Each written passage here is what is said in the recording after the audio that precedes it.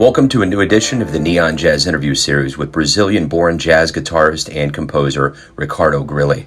We talked to him from New York on May 17, 2020, about the COVID-19 quarantine and new projects and this career in music he has had. He's a big voice in the world of modern guitar, getting critical acclaim and having gigs with big names like Chris Potter, Chris Cheek, Aaron Parks, and so many more. He's got great stories. Dig it. Well, hey, man, I figured during this time of pandemic and incessant headlines that are overwhelmingly surreal, it's probably good for us to talk about music in this David Lynch world we live in. Yeah, definitely. I couldn't agree more. Oh, my God. So I guess before we kind of get into, what you've been kind of doing during the pandemic, talk to me a little bit about when you knew this big domino was falling and jazz was going to be silenced and we were going to enter this new realm of world that we're in now. It was basically, it felt kind of, weirdly enough, a little more gradual than I think kind of like most Americans. I'm not American, I'm from Brazil originally, but I've been here for such a long time, kind of 12 years, and built my whole musical life and career here. So I was kind of living on Yopa. I was planning to release an album this year. Not planning, I did release it. It's coming out in July. And you can even imagine, like, the consequences with all this stuff. So I was, living in New York, playing gigs and teaching. And then you start hearing about it, right? And things are expected to close. And then I remember, like, let me even, if you give me 1 second, I just want to double check that. It's been 2 months already, right? So it was around exactly, Friday, March 13th. I had my last kind of gig, and quarantine was getting started. Like the school that I teach at in New Jersey, I teach lessons at a good music school there. They said, well, so we're gonna hold off on meetings for next week, and I remember getting in touch with the club that I was playing at. But we're doing it, the gig is happening, so we played, and it was like a really slow night. People were coming out, and everybody had that sort of like a fear thing. And then people were really talking about it, like I guess it's coming, and we're gonna have to stay in and not catch it, and how is that gonna work out? And it was really weird. It felt like, yeah, I guess this is real now. And really, it was really interesting how this was March 13th, and throughout that weekend and like the Monday, then it just sort of, it was it. It was like, okay, so we're all staying home, and there's no more work, and there's no more. It was like that. It was from, I guess maybe I could have kept up with it better.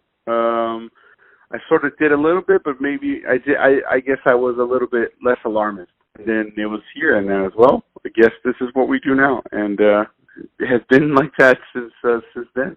What's strange is I think it's the same thing that's going on now. There's so much ambiguity. Things change so often.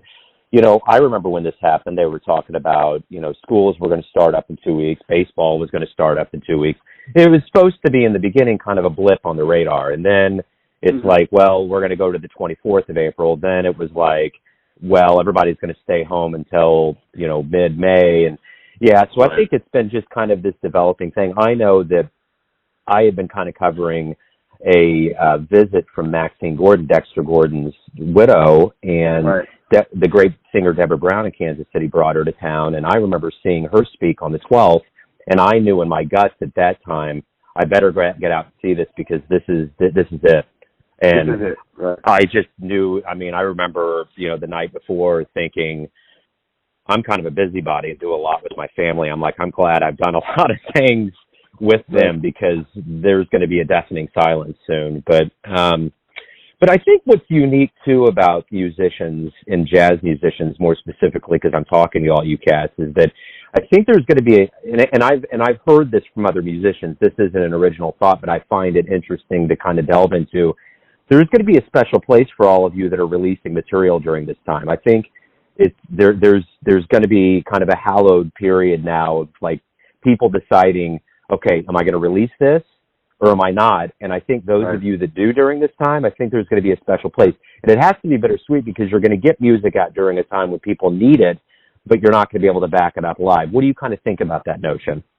I think you're right on that. I don't know about the how it's. I hope that that it's well received and that I put so much effort into the next record that's coming out, and we were at that point. It takes so many things for the record to finally come out.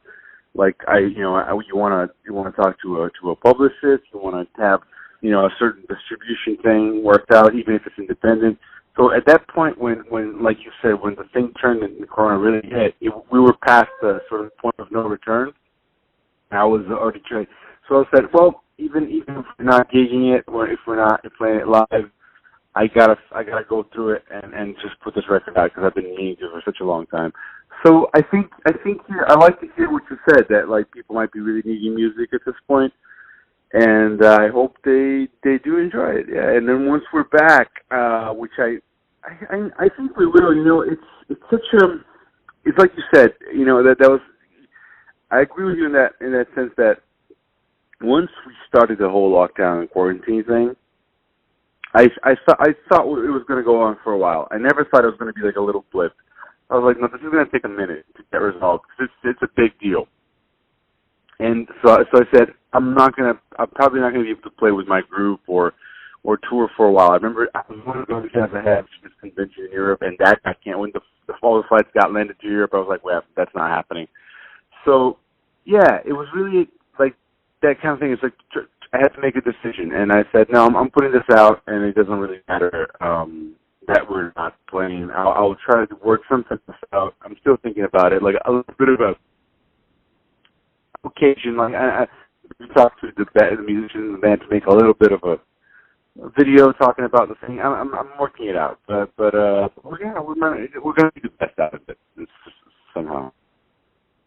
Yeah, and I think the thing that strikes me too about the jazz arts more than anything else is that what you all do every night, every minute, is you guys create a unique moment. You're not trying to replicate anything, no matter how many times you play the song. You're masters of improv. And what an act for the history of humanity. This is a very unique, once-in-a-lifetime thing. It's almost as though you've all been groomed for this moment of history. Yeah, I hope so. I don't know. Yeah, you're right about that. It is very much about dealing. Jazz is, I think a lot of it is dealing about, even if it's the name, I mean, like, if you want to call it jazz, if you want to call it anybody, anything else, it is really about dealing with the unexpected kind of every night. It's like you said, we might even have the same framework, the same songs that we might play, but it's never the same. It's all about that creation and improvisation, and I think we're having to deal with that now. Like maybe this is a tune that none of us know, and we were going to have to play it by ear, kind of, and figure out, how to get through it. It's especially in New York City. I'm sure you spoke to someone from here, and everybody's really tense about how the nightlife is going to survive that, like how the clubs are, because the rent situation in New York is pretty extreme, and there's not at the moment. There's no device in place from the government to try to help with that somehow. So clubs are closed, so they're not earning any revenue, and the rent is coming down. I mean, right now there's no evictions, but I think that's gonna stop around mid-July, and they'll have to see who gets to stay open and what's gonna happen, and yeah, but like you said, it's been a Brazilian art form. I think it might change. Things might change a lot, and but it's not going to stop. You know what I mean? So talk to me a little bit about your beginnings, where you were born and raised, and kind of how jazz began for you. For sure, yeah. That's always good to. It's always good to go back and relive these things. It's and also, I mean, I looked up the show. You're in Lee Summit, right? Yeah, home of Pasadena. Yeah, the home, exactly. Like it's so. Those are the sort of things about music that are so special. Like for instance, Lee Summit is a name that I'll never forget. In my mind, because like once I knew about Pasadena and you listen to it, he's like, where's this dude from? It's like Lee Summit in Missouri. You know what I mean? You're like, okay, so that's just stuck in your head forever.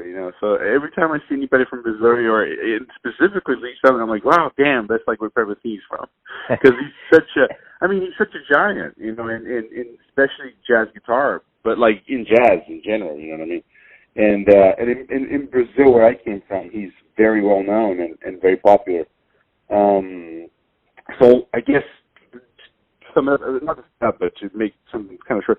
I around high school, I'm sort of a late comer to jazz. I would say I was already kind of senior in high school. I was already around 17, and I started checking out some hanging out a lot at a record shop that was close.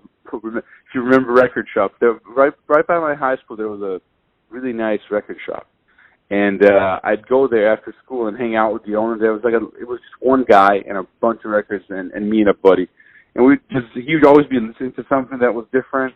And like I got into different kinds of rock, like prog rock, old kind of like 60s psychedelic music, these things.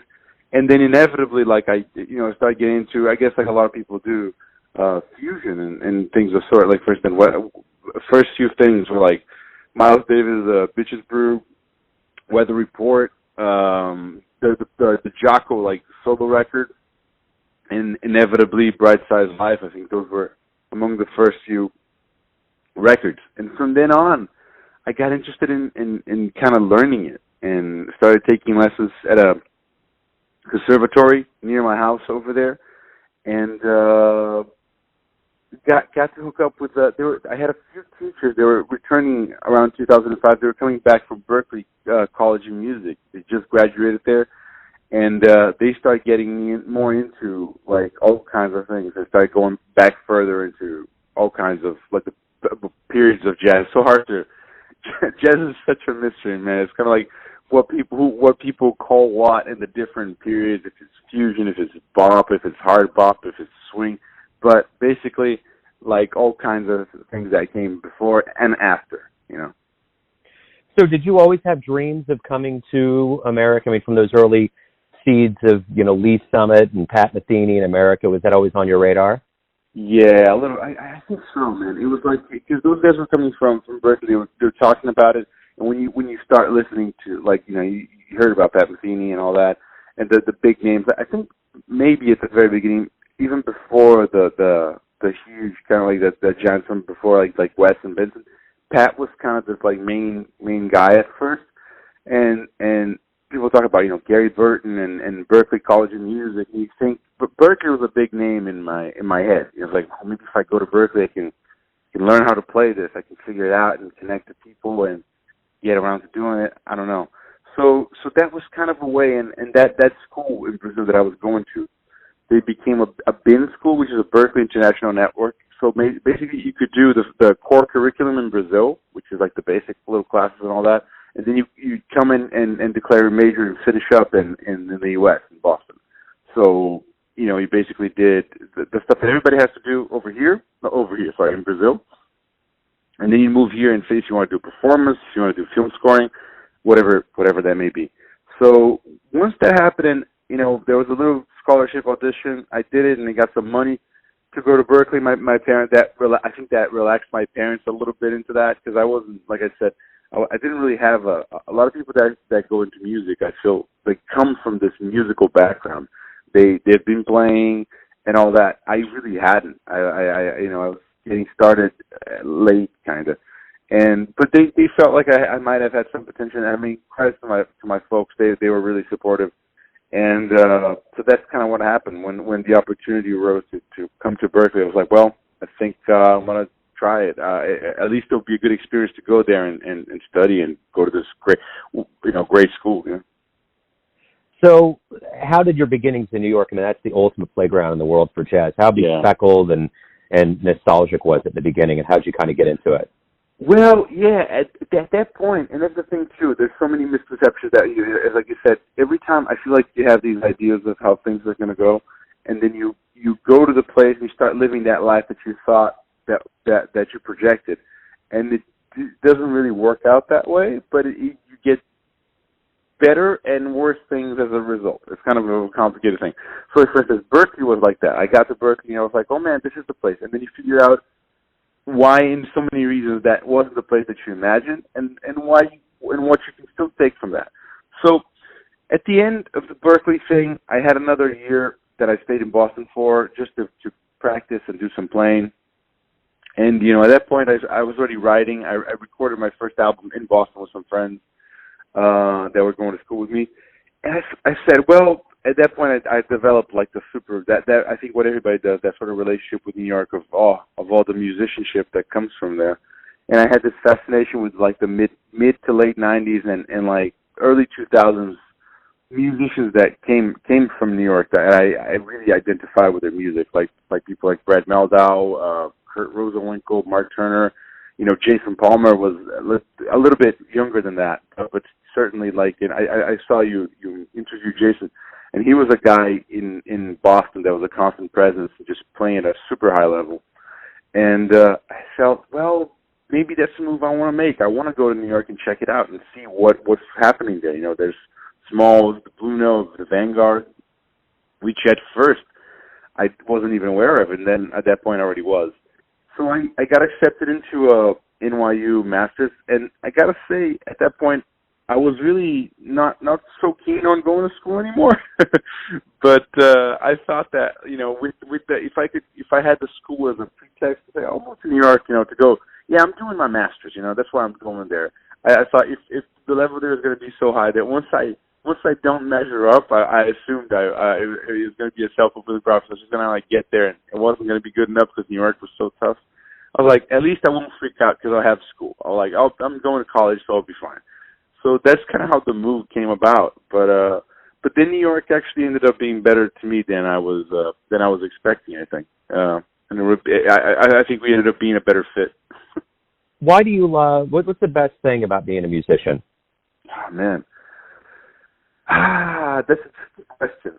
There's so many tough things about being a musician. I always tell people that I have a buddy of mine that recently moved here, and he went to college with me, and he was so full of like, you know, and it's still, even though we have to be real about it constantly because it's a tough profession and a tough life to live, there's nothing that quite beats those moments, man. You know, I had a really special, I remember, well, a couple of different things. Like, when I first wrote like this, it wasn't my first tune, but a song that I wanted on my first record that I consider my first sort of mature composition. And I remember bringing it to the band, and when we played the tune and it came out better than I had in my head, I was just like, wow, this is amazing. Like, this is something I could get hooked on. Like, it was just so magical to see like stuff that was just on paper come alive and have people play it and bring their own thing, and you're like, man, I was imagining this thing, and I wrote it down, and people brought it to life, and it sounds like a cliche line, but it's so true. So there's that, and based on that, like, for instance, I've had these really special like occasions. Like, I remember studying with Mick Goodrick at Berkeley, and he was saying, you know, it's such a tough life, but we have these like spots of like amazing moments that just carry you over through all the hardships. So, like, I remember one time I had this gig at Smalls in New York, and my band, I was playing with Eric Harlan, Joe Martin, Kevin Hayes, and Mark Turner, and for some reason those guys weren't available at that point, and they were already like those guys were already my dream team. Like, they're the ones on the record actually, but they weren't available, and I remember calling up Taylor Icey, piano player, and he could do it. And then I needed a horn player, and I've known Chris Potter for a while, just personally, not really as a musician, and because we hung out in Brazil once, and then I studied with him at NYU. So I called him up, and he came, and that was such a special night. I think everybody was kind of really together, and the band sounded unreal. And I have these moments where sometimes I'll check out a video from that night just randomly because it's on my YouTube or something, and I just get so like overjoyed by just memories of that night. I was like, man, that was so much fun, and it's true to a lot of gigs. Like, you play and it's just a blast. You know, it's like people are into it, the band is into it. You're very much in the moment. You're not really thinking about anything. You're not thinking about what you're playing, but the music, you're just reacting, and this thing is coming out that's so beyond what you thought you could do. And that's kind of a magical thing. I don't know. It's like almost like conjuring something. I don't know. So it might sound a little trippy, but that's kind of it. I think, you know, it's that moment of just making something out of thin air that we get hooked on. It's like playing that music and making the thing like right there in front of people, and you're like, wow, how did that happen? And even the record, you know, like when I look back on the recording, I'm like, how did I play that? What happened then? It's hard to remember. It just happened. Mm. Well, I think the one thing that's always been resounding to me, as much as this is stressful, and I hear there's a different kind of stress in New York just because it's just so much more intense, but there's still minced with that or countering that the optimism. It's going to get back. You're going to get back to live shows. The Vanguard won't go away. Smalls is coming back. Smoke. All of these places, and I believe that, and I believe that because really, at the end of the day, and this isn't lip service, I genuinely believe this. I've seen a lot of walks of professions and people on this planet, and I really find that jazz musicians are genuinely some of the finest specimens of people ever. I totally find you all to have a level of talent, of empathy, of being humble. It's like all of you have followed this playbook that Sonny Rollins has laid out for you, and I genuinely believe that. And the one thing I want to know is when we all do get back to the stage and we get back to the crowd as fans, because I'm a non-musician and I love this craft that you all make. What do you hope we realize? What revelations do you hope we get after all of this when we come back that makes us wiser, or stronger, or better? Oh man, I mean, this is really to say. I think for this, it's something you realize. Like sometimes, obviously not the case, but like a lot of times people seem to think that musicians live this bohemian lifestyle. In a sense, that's true because we work at night and all that. But there's such a discipline, code of like a work ethic in jazz, and we really, because of the history of the thing, we really have to hold that up and keep up with the practice and keep up with the community and all that. And so I do think you're right on that sense. And I was remembering, like, just recently on Instagram, I saw, Greg Hutchinson was talking to Eric Harlan on an Instagram Live thing. And they were talking about, man, once this is over, like, that first gig, man, like, cats are going to be hungry, man. They're going to be thirsty for playing. Everybody's going to be overjoyed of being back on stage and doing this again. And they're not going to be able to hold themselves. There's going to be this, like, fire. So I think that's kind of what I'm hoping for. Just do this with a little more joy, and actually, I think there's something about maybe it's that sort of typical New York art kind of, because it's so tough. We tend to be like, it's easy to be like negative about things and just be like, yeah, man, it's the hot, it's the what's the word? Not the hustle. It's the just living through it and stuff and all that. I think we'll be happier to do it as a result. I hope people remember this quarantine days and say, man, remember when we couldn't even play gigs at night and not anymore, and kind of do it strong. People be more appreciative. I think people, like audiences in general, should probably be more appreciative of being out and listening to people play music live.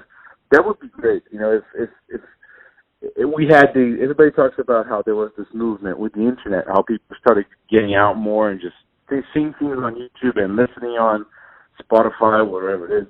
And then I think people will say, dude, there is something special about the social experiment of going to see something, going to a concert, sitting down close to the drums or sitting down close to the guitar and getting just the movement of air coming from those people, I think that's what I hope people get, back to that sort of excitement about just being out and being with each other. I think that's special. I don't know how long that's going to take for people to be comfortable doing that, but yeah, that.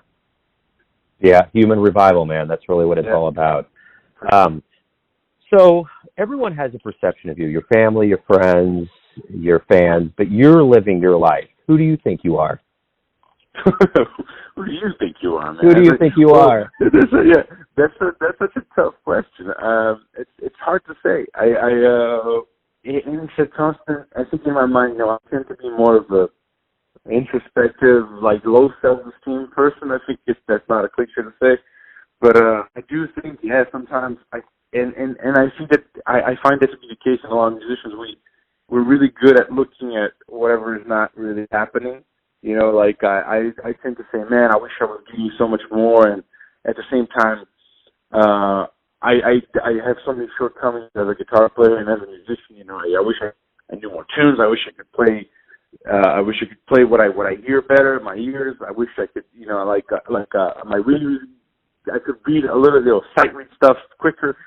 And I think I live in that sort of duality of like being happy and trying to recognize the things that I've done, like, and being okay with me about them, saying no, I did this. It's okay. It's okay to say you did a good job to yourself, and also constantly being reminded of my shortcomings and things I have to improve. So I think, and this is just sort of a take on the playing, but like, so what I think I am is the sort of, I'm a guy that like tries to play his own music, just try to, I guess I'm mainly known more as a guitar player and a composer, although I do play a lot of, traditional jazz and all that, but just kind of trying to put my music out there and improve. I think sort of on this journey, I think that's kind of the thing, I don't know, that might have come off a little vague, but it's sort of like I'm lucky enough to be in a reasonably stable situation with, before there were gigs and just teaching. Now it's just teaching because obvious all that. But since I've been afforded, like, I'm incredibly lucky to have this position and be in New York. So I get to, play my music and survive. So I guess that's something to be happy about. So I guess ultimately, who do I think I am? I think I'm this guy on this trying to improve as a musician, as a person, and as a composer. It's self-improvement, I guess, sort of where I'm at. I don't know. Yeah, no, I dig it. I like it. That's a great answer. Hey, man, thank you for taking some time out today to talk with Neon Jazz. I really appreciate it. Man, me too, Joe. I really appreciate it too, man. This is a cool interview. Thank you. Thanks for listening and tuning in to another Neon Jazz interview, where we give you a bit of insight into the finest cats in Brazil, New York City, Kansas City, and spots all over the world, giving fans all that jazz. And thanks to Ricardo for his time, music, and stories. If you want to hear more interviews, go to Famous Interviews with Joe Domino on the iTunes Store. Visit neonjazz at youtube.com, and for everything Neon Jazz all the time, go to the neonjazz.blogspot.com. Until next time, enjoy the jazz, my friends.